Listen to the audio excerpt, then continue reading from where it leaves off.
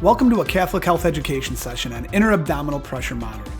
First, let's briefly review our objectives for this session. After a quick introduction, we'll briefly review anatomy, physiology, pathophysiology, and risk factors and etiologies related to elevated intra-abdominal pressures. We'll look at normal and abnormal intra-abdominal pressures that aid in the diagnosis of intra-abdominal hypertension and abdominal compartment syndrome. We'll discuss the steps involved in measuring intra-abdominal pressure. And lastly, we'll review the expected management once intra-abdominal hypertension is diagnosed. Let's start with a simple definition and understanding of intra-abdominal pressure. Simply stated, it's the steady state pressure within the abdominal cavity. Intra-abdominal hypertension is the unsafe elevation of that pressure, and then abdominal compartment syndrome is a catastrophic state of grossly elevated intra-abdominal pressure. So both intra-abdominal hypertension and abdominal compartment syndrome lead to increased morbidity and mortality. It's actually shockingly common in the critically ill patient, but unfortunately it's under-recognized. So much so that the World Society of Abdominal Compartment Syndrome was formed. This organization focuses on awareness, recognition, education, and improved treatment regimens. Simply said, intra-abdominal hypertension leads to abdominal compartment syndrome, which leads to multi-organ dysfunction syndrome, which then lastly leads to death. So this slide is really intended to stress the need for early recognition and early intervention so we can avoid or decrease those elevated abdominal pressures.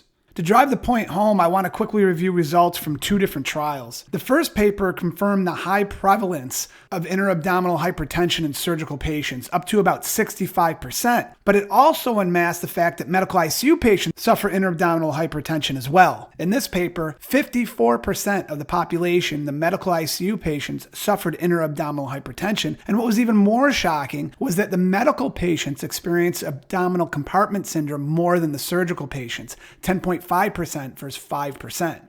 The next paper consisted of a mixed ICU patient population, and it too showed about half the population suffered from intra-abdominal hypertension. In fact, it was twice as prevalent in patients that were receiving mechanical ventilation, and in addition, they found a correlation between the degree of intra-abdominal hypertension and mortality. So once again, simply said, the worse the intra-abdominal pressure, the more the patients died.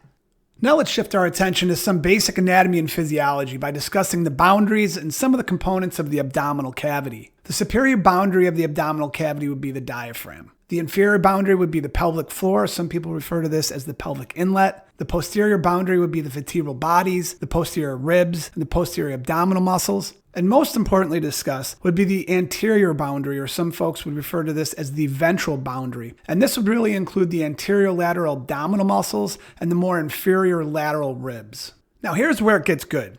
There's 9 basic layers of the abdominal wall. You have skin, you have the subcutaneous fat, you have the superficial fascia, and then on top of that, you have all your abdominal muscles. So you have 3 layers. You have the external obliques, you have the internal obliques, and you have the transversus abdominis. From there, you have another layer of fascia, followed by extraperitoneal adipose tissue, followed by the perineum.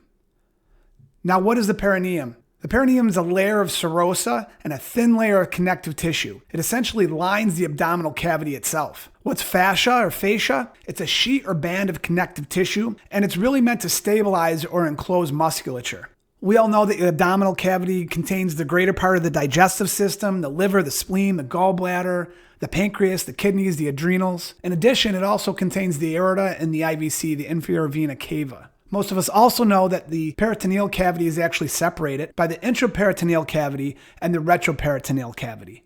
Now let's move on to some basic pathophysiology. You have to think of the abdominal cavity as a closed anatomic space. The spine, pelvis, and costal arch are inflexible, they're rigid, and that's indicated by the black dotted lines in the graphic. The diaphragm and abdominal wall has some pliability, some flexibility, and that's indicated in the red dotted line in the graphic. We refer to this pliability or flexibility as abdominal compliance. So as the intra-abdominal pressure reaches approximately 12 millimeters of mercury, the abdominal cavity's organs and vessels become affected. That is, as the intra-abdominal pressure increases, it can compromise aortic arterial flow. More specifically, it can compromise celiac, superior mesenteric, and inferior mesenteric arterial blood flow. In addition, the elevated intra-abdominal pressure can compromise venous return from the organs into the right heart via the inferior vena cava.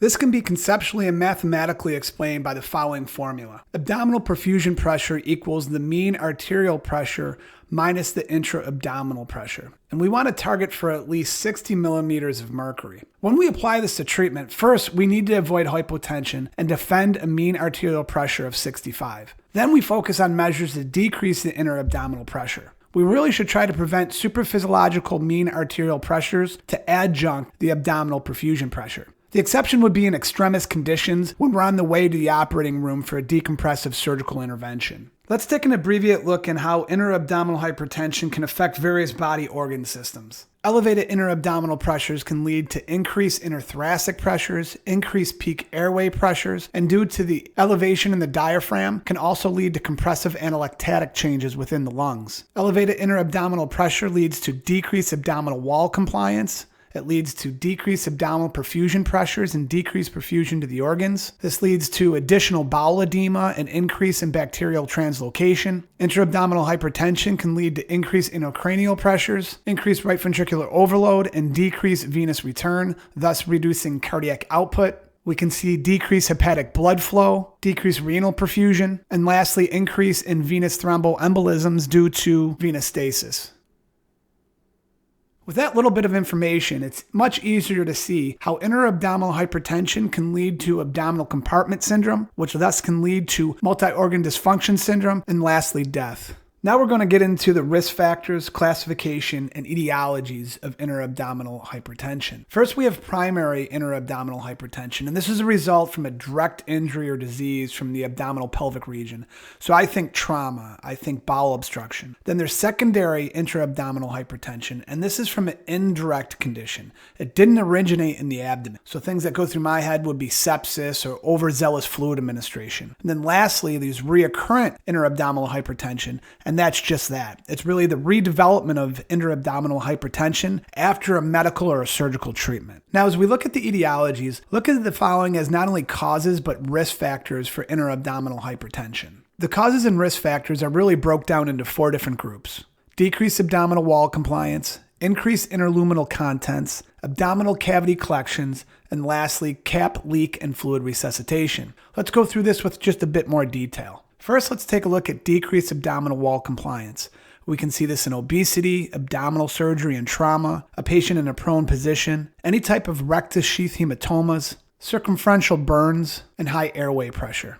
When it comes to increased interluminal contents, we're talking distension, ileus obstruction, volvulus, diabetics with gastroparesis, maybe a tumor, or worsening bowel wall edema. Then we move on to the abdominal cavity collections. This could be ascites, hemoperitoneum, pneumoperitoneum, trauma, any type of pancreatitis or infection, or maybe even an abscess. Then we move over into the cap, leak, and fluid resuscitation. So this might be a patient that's demonstrating the surgical lethal triad. This would be acidosis, hypothermia, and coagulopathy. Maybe a patient that had a massive transfusion or overzealous fluid administration. A trauma patient, septic patient, or a burn patient that has a high systemic inflammatory response.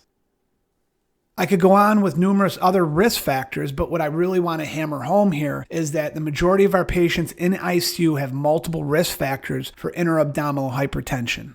Now let's get into how we actually measure the intra-abdominal pressure. So there's other modalities out there to measure intra-abdominal pressure, but the intra-bladder instillation method is the most common and feasible method for the bedside. It's cheap, it's easy to do, and it's simple to replicate. There are some contraindications, and that would be a recent bladder surgery, bladder trauma, and the other thing to remember is a neurogenic bladder. Not necessarily a contraindication, but due to the spastic neurogenic properties of that condition, it may render the intra-abdominal pressure monitoring inaccurate. The patient obviously needs an indwelling urinary catheter. The patient is to be laid supine, completely flat. That's a 0-degree head of bed. The patient needs to be calm, quiet, and in no distress. There shouldn't be any coughing. The abdominal muscles need to be relaxed. If you go to transduce the pressure and you notice the pressure to be elevated and the patient's uncomfortable and or has tense abdominal muscles, the patient may need additional sedation or analgesia. In addition, sometimes we might even need to use short-term neuromuscular blocking agents. Let's take a quick run through to see how this setup can help us measure intra-abdominal pressure. First, you need that indwelling catheter. From there, you're going to find the urine specimen port on the catheter, and you're going to introduce some pressure transducing tubing. This is obviously attached to a transducer. The next part is transducing and zeroing. The transducer should be zeroed and kept at the iliac crest, level to the mid-axillary line. The Foley drainage tube is then clamped. 25 mL of sterile saline is instilled into the urinary catheter. So this is to provide a static column of fluid with no air, and we do this in order to transduce the bladder pressure. You're not flushing the catheter or filling the bladder full of saline. You're merely making a static column in which you can transduce a pressure. Taking a bit of a close-up and some more details with that installation. It's important that we instill or we push slowly. Do not do a rapid bolus or a rapid push when you're instilling the saline. We want it to be room temperature. We do not want it to be cold. And after instilling it, we want to allow about 30 to 60 seconds prior to measuring the intra-abdominal pressure. And the reason why we do this, if any saline reached the bladder, the lower temperature causes the bladder detrusor muscles to contract, which would transiently increase the intra-abdominal pressure. So we want to give that 30 to 60 seconds to allow for the saline to warm and the bladder to relax. We then take our measurement. After our measurement, don't forget to unclamp the Foley drainage tubing. And then lastly, make sure you account for that 25 mL of saline when measuring your hourly urine output. Now let's look at the fine details in measuring intra-abdominal pressure. We need to measure intra-abdominal pressure at end expiration. Using this graphic as an example, the patient is being mechanically ventilated. The upper waveform is CVP, and we can identify end expiration by understanding the inspiratory-expiratory pressure variation in positive pressure ventilation. The end expiratory period is within this blue highlight that you see on the graphic now. Knowing where end expiration is, we can now measure the CVP, and this is approximately 5 to 6 millimeters of mercury. Now the lower waveform is the intra-abdominal pressure. And now that we know where the end expiration is, we can now go ahead and measure the intra-abdominal pressure with the cursor, and this equates to approximately 22 to 24 millimeters of mercury.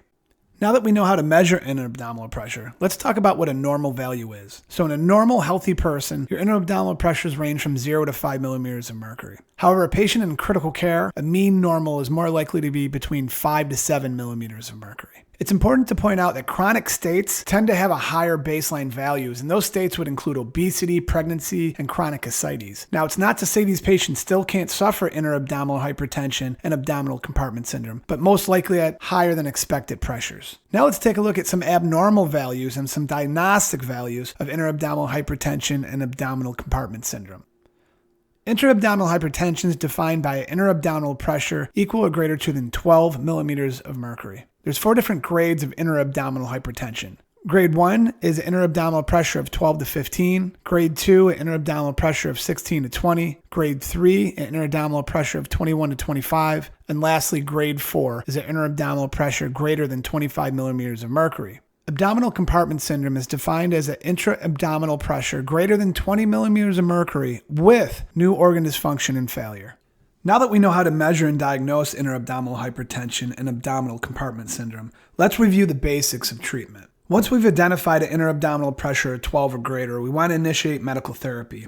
As you can see in this algorithm, we have 5 different prongs of therapies with 4 different stepwise approaches with increasing aggressiveness.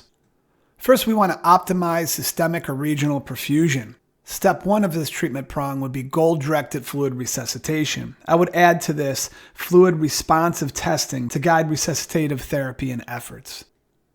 A step 2 approach would be considering hemodynamic monitoring if we feel it will give us new information and change or assist in therapy. Next, we want to optimize fluid administration.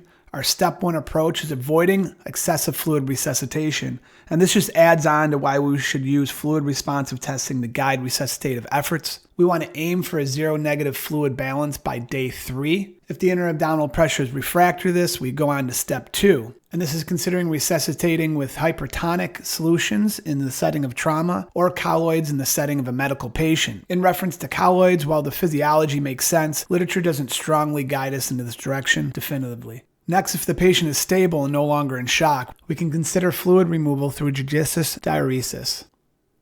If we have to take it to step 3, we consider ultrafiltration and hemodialysis. And lastly, if the patient's refractory to this treatment and they have an intra-abdominal pressure greater than 20 with new organ dysfunction, it's recommended that the patient undergoes surgical abdominal decompression. Now, the next 3 prongs really depend on the etiology. Some patients might benefit from all 3, some maybe only 1. We'll start with evacuate interluminal contents. Step 1 would be inserting nasogastric or rectal tubes to decompress the GI system. Also, in the absence of an obstruction, we could consider prokinetic agents. Escalating this to step 2, we could minimize enteral nutrition. We could administer enemas.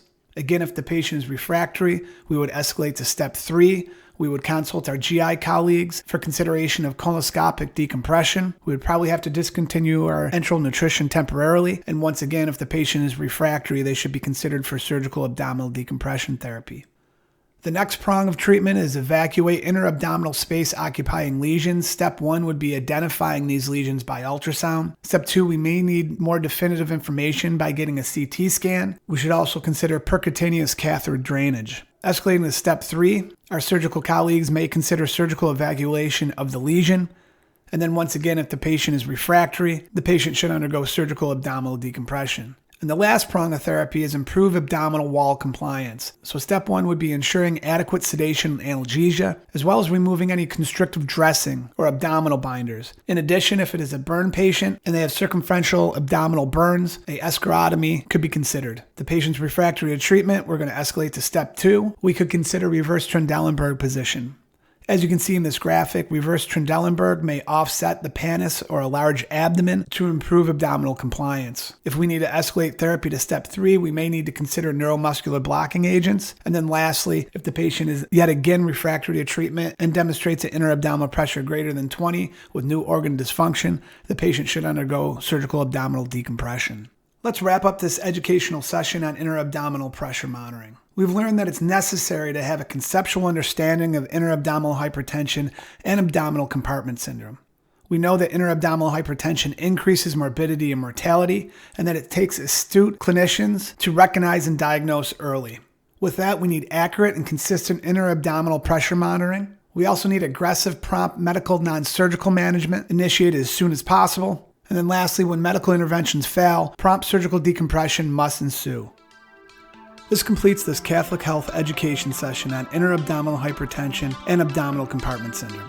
We appreciate your attendance and viewing. Now get out there and save some lives.